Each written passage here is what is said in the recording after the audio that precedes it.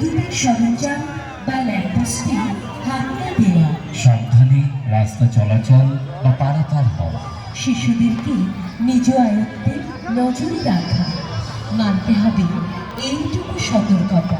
তবেই হবে বিপদমুক্ত উৎসবের সার্থকতা।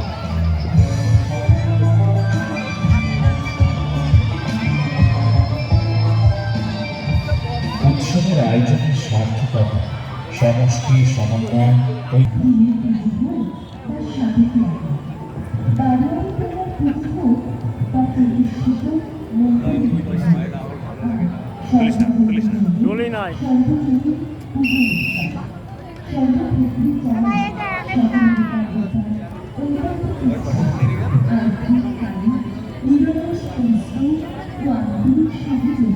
তাই এই কর্মযজ্ঞের সার্থক প্রয়াসে সামিল হওয়া প্রত্যেককে জানাবো সম্মান ও আন্তরিক কৃতজ্ঞতা।